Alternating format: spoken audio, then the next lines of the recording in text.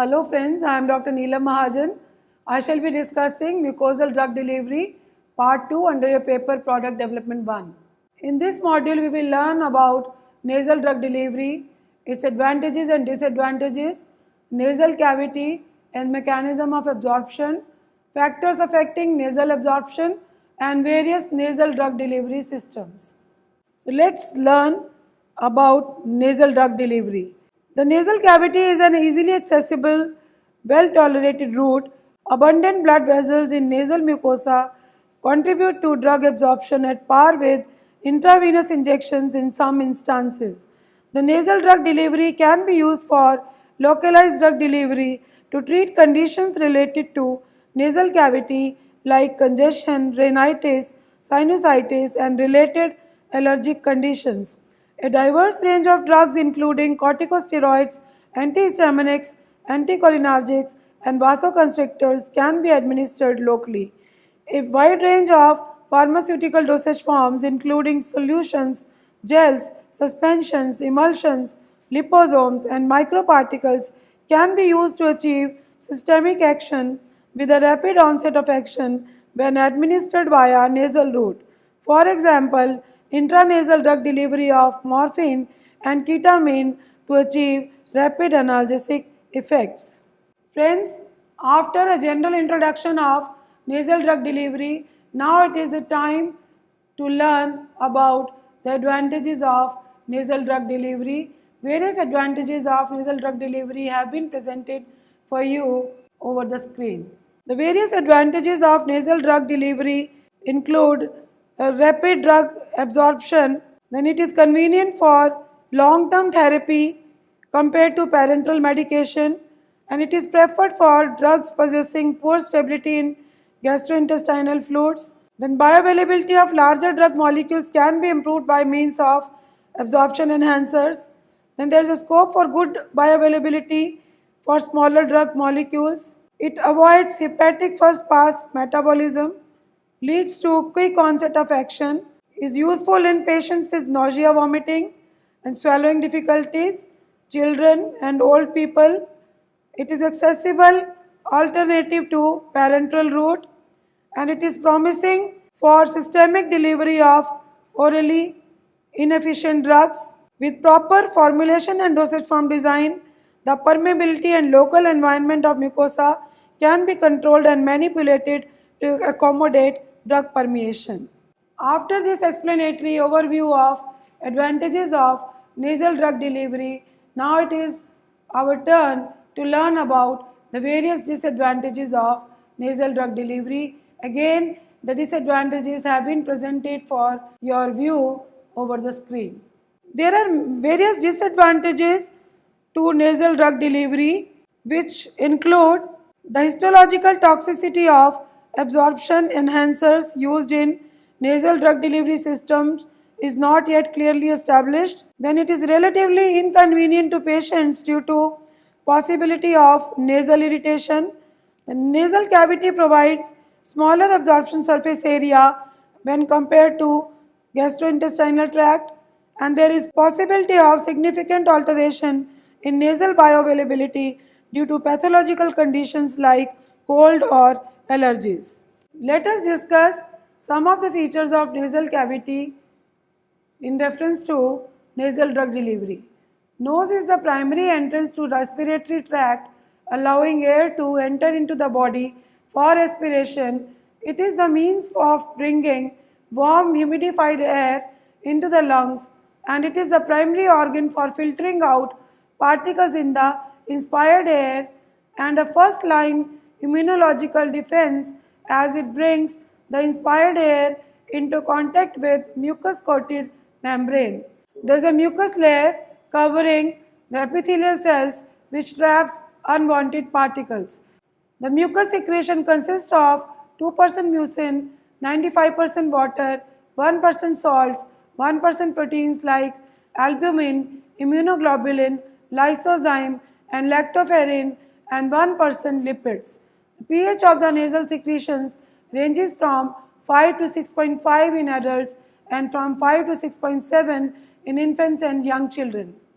After drug administration into the nasal cavity, A solute can be deposited at one or more of anatomically distinct regions of nasal cavity, including vestibular, turbinate, and olfactory regions, as shown in figure over the screen. So friends, as you can see on the screen in the figure, nasal cavity has got three regions: nasal vestibule, turbinate region, and olfactory region. Nasal vestibule is the interior part of the nose and narrowest part of the nasal cavity. It filters out particles inhaled with air with aerodynamic particle size greater than 10 micrometers. The turbinate region is the large vascular part of the nose composed of mucus secreting ciliated and non-ciliated and basal cells. The ciliated and non-ciliated cells are covered with non-motile microvilli with increased surface area leading to optimal drug absorption.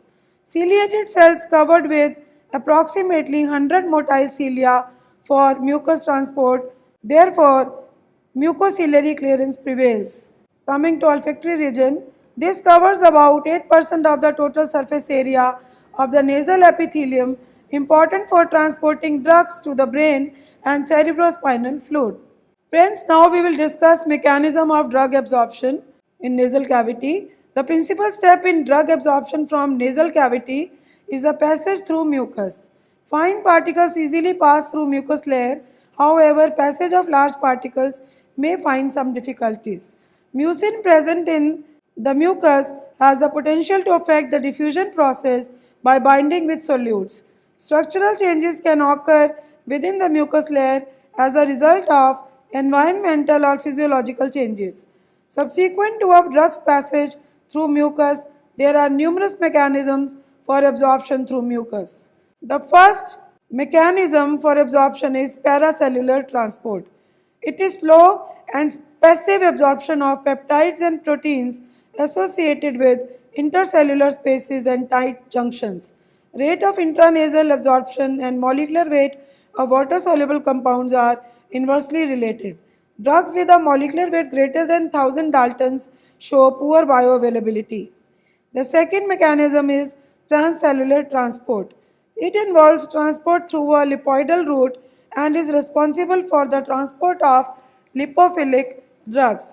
Transcellular transport rate depends on the lipophilicity of drugs.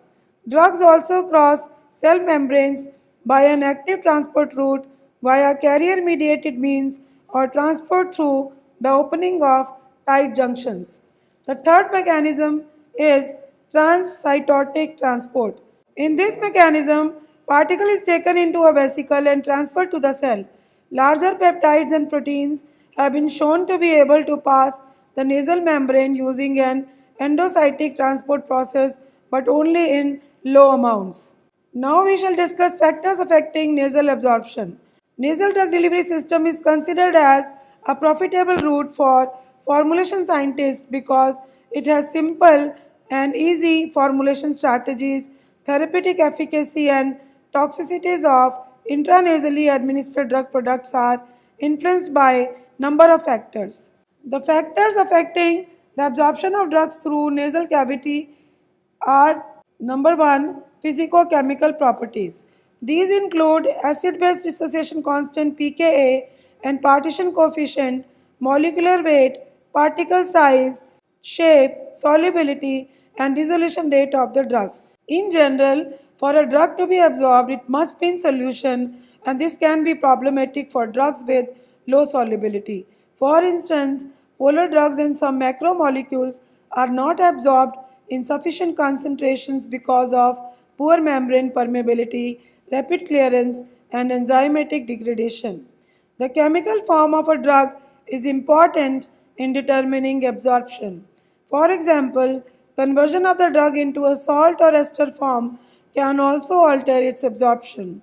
Polymorphism is known to affect dissolution rate and solubility of drugs and thus their absorption through biological membranes. Absorption of drugs with molecular weight up to 300 Dalton is inversely related. Absorption decreases significantly if molecular weight is greater than 1000 Dalton except with the use of absorption enhancers. Shape is also important.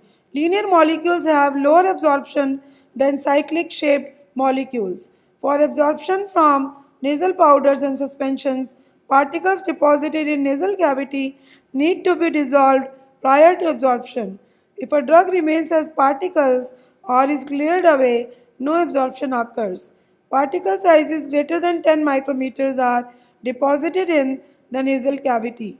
Formulation factors like type of formulation, excipient, drug concentration, pH, buffer capacity, osmolarity, gelling or viscosity building agents or gel forming carriers, solubilizers, preservatives, antioxidants, humectants, dose volume delivered, and absorption enhancers also have a significant impact. Nasal mucosa is sensitive to local irritation by either drug or excipient. Nasal irritation is minimized when products are delivered with pH in the range of 4.5 to 6.5. Also, volume and concentration are important to consider. The delivery volume is limited by the size of the nasal cavity.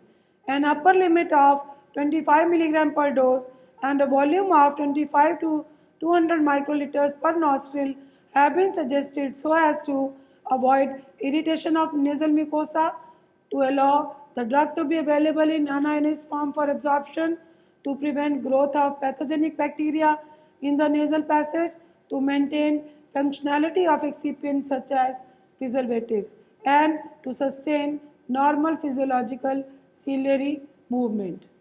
Lysozyme found in nasal secretions is responsible for destroying certain bacteria at acidic pH. Under alkaline conditions, lysozyme is inactivated and nasal tissue is susceptible to microbial infection. Keeping in mind the physicochemical properties of the drug, the formulation should be kept at a pH of 4.5 to 6.5 so as to keep drugs in the unionized form, facilitating absorption. Nasal formulations are generally administered in small volumes ranging from 25 to 200 microliters. Hence, nasal secretions may alter the pH of the administered dose. This can affect the concentration of unionized drug available for absorption. Therefore, an adequate formulation buffer capacity may be required to maintain the pH in situ. Drug absorption can be affected by the tonicity of the formulation. Shrinkage of epithelial cells have been observed in the presence of hypertonic solutions. Hypertonic saline solutions also inhibit or cease ciliary activity. Low pH has a similar effect as that of a hypertonic solution. Increase in solution viscosity may provide a means of prolonging the therapeutic effect of nasal preparations of low molecular weight drugs. Aqueous solubility of drugs is always a limitation for nasal drug delivery in solution. Conventional solvents or co-solvents like glycols, small quantities of alcohol, medium chain glycerides and labrazole can be used to enhance the solubility of drugs. Other options include the use of surfactants or cyclodextrins that serve as a biocompatible solubilizer and stabilizer in combination with lipophilic absorption enhancers. Most nasal formulations are aqueous based and need preservatives to prevent microbial growth.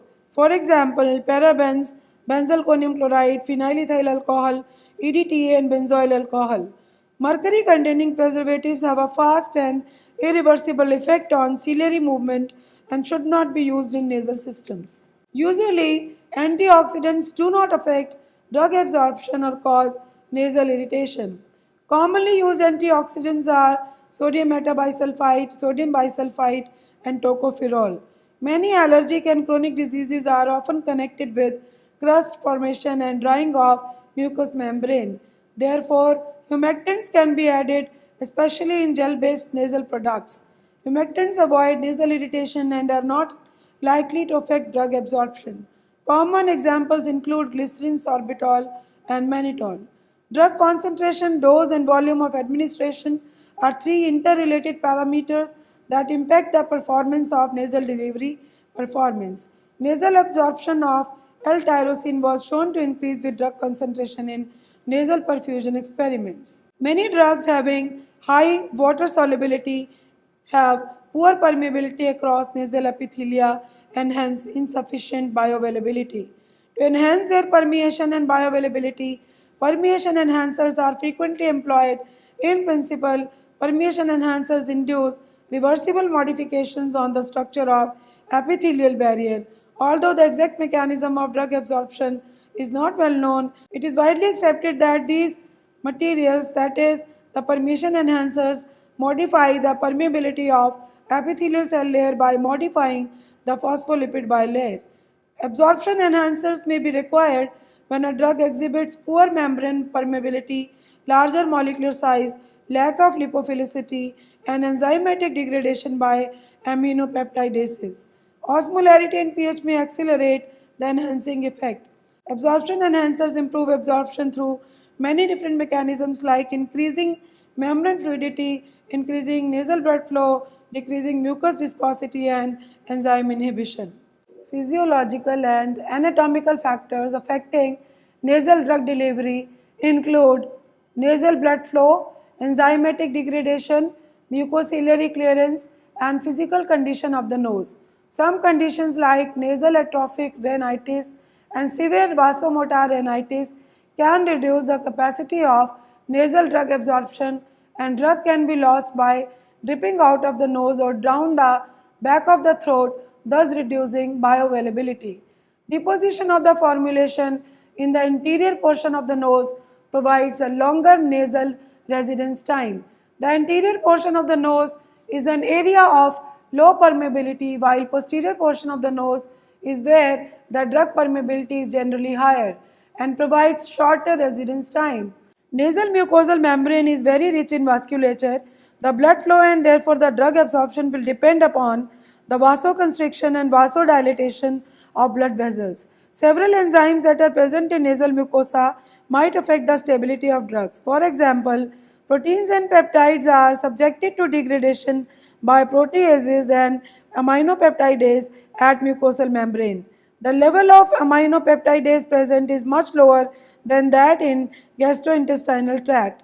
Peptides may also form complexes with immunoglobulins in the nasal cavity, leading to an increase in the molecular weight and a reduction of permeability. Absorption of drugs is influenced by residence time between the drug and the epithelial tissue.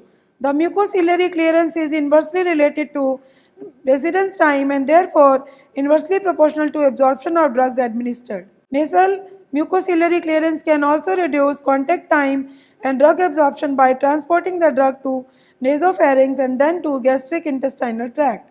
Mucociliary clearance can be overcome by incorporating mucoadhesive polymers into formulation which may increase nasal absorption. The mucus layer can also be a barrier for drug absorption either by limiting drug diffusion or by binding drugs to mucins. Some conditions like common cold and hay fever can also change conditions within the nose either by increasing or decreasing mucociliary clearance or altering the permeability of absorbing mucosa.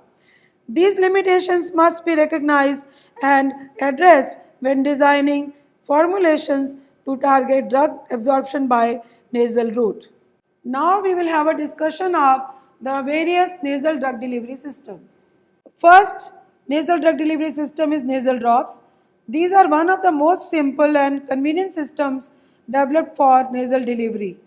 It has been reported that nasal drops deposit human serum albumin in the nostrils more efficiently than nasal sprays. The main disadvantage of this system is lack of dose precision and therefore nasal drops may not be suitable for prescription products. Now talking about nasal sprays, both solution and suspension formulations can be formulated into nasal sprays. Due to the availability of meter dose pumps and actuators, a nasal spray can deliver an exact dose. The particle size and morphology of the drug and viscosity of the formulation determine the choice of pump and actuator assembly. The next nasal drug delivery system is nasal gels. Nasal gels are high viscosity thickened solutions or suspensions. The advantages of a nasal gel include the reduction of post-nasal drip due to high viscosity, reduction of taste impact due to reduced swallowing, reduction of anterior leakage of the formulation, reduction of irritation by using soothing emollients or excipients, and target to mucosa for better absorption. The next system is nasal powder. Nasal powders may be developed if solution and suspension dosage forms cannot be developed, for example, due to lack of drug stability. The advantages to nasal powder dosage forms are the absence of preservative and superior stability of the formulation. However, the suitability of the powder formulation is dependent on solubility, particle size, aerodynamic properties, and nasal irritancy of the active drug and excipients. Next nasal drug delivery system is liposomes. Liposomes are phospholipid vesicles composed by lipid bilayers enclosing one or more aqueous compartments wherein drugs and other substances can be included. Liposomal nasal solutions can be formulated as drug alone or in combination with pharmaceutically acceptable excipients. These are administered to the respiratory tract as an aerosol or a solution for a nebulizer or as a microfine powder for insufflation alone or in combination with an inert carrier like lactose. The particles of the formulation have diameters less than 50 microns. Liposomal drug delivery systems present various advantages like effective encapsulation of small and large molecules with a wide range of hydrophilicity and pKa values.